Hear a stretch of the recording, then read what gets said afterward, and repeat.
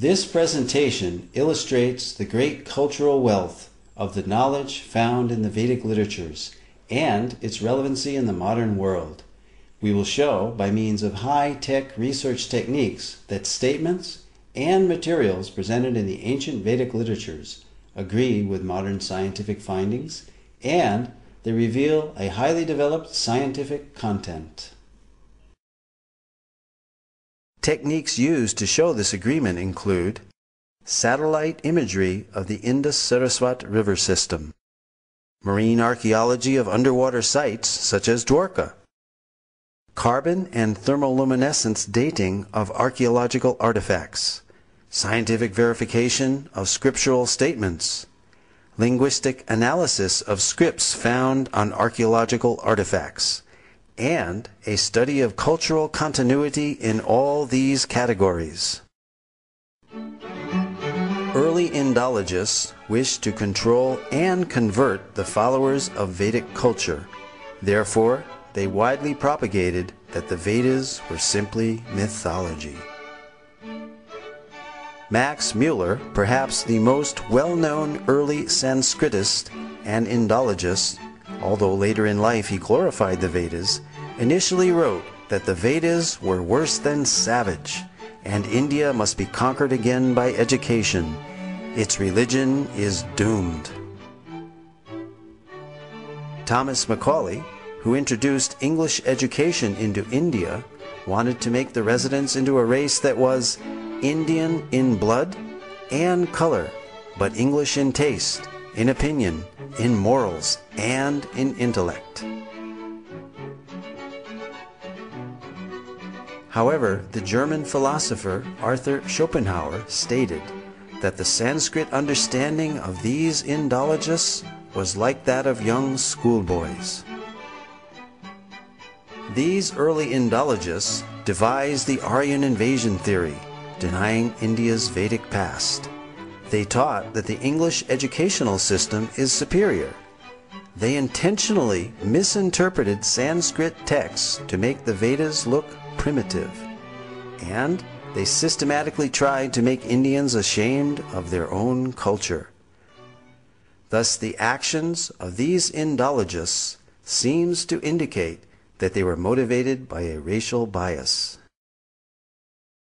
Innumerable archaeological findings and their analysis have recently brought the Aryan invasion theory into serious question. This theory is still taught as fact in many educational systems, despite much contrary evidence.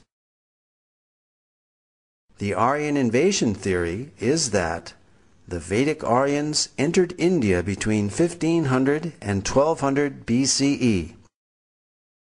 They conquered the native Dravidian culture by virtue of their superiority due to their horses and iron weapons. They imported the Vedic culture and its literatures. This Aryan invasion theory, however, deprives the inhabitants of India of their Vedic heritage. The wealth of their culture came from foreign soil. The Aryan invasion theory raises an interesting dilemma called Frawley's paradox. On the one hand, we have the vast Vedic literature without any archaeological finds associated with them. And on the other hand, we have 2,500 archaeological sites from the Indus-Saraswat civilization without any literature associated with them. A preponderance of contemporary evidence now seems to indicate that these are one and the same cultures. This certainly eliminates this paradox and makes perfect sense to an unbiased researcher. Facts which cast serious doubt on the Aryan invasion theory are: there is no evidence of an Aryan homeland outside of India mentioned anywhere in the Vedas. On the contrary, the Vedas speak of the mighty Saraswati River and other places indigenous to India. To date, no evidence for a foreign intrusion has been found, neither archaeological, linguistic, cultural, nor genetic. There are more than 2,500 archaeological sites, 2/3 of which are along the recently discovered dried-up Saraswati River bed. These sites show a cultural continuity with the Vedic literature from the early Harappan civilization up to the present-day India. Several independent studies of the drying up of the Saraswati riverbed all indicate the same time period of 1900 BCE. The significance of establishing this date for the drying up of the Saraswati River is that it pushes the date for the composition of the Rig Veda back to approximately 3000 BCE as enunciated by the Vedic literature itself.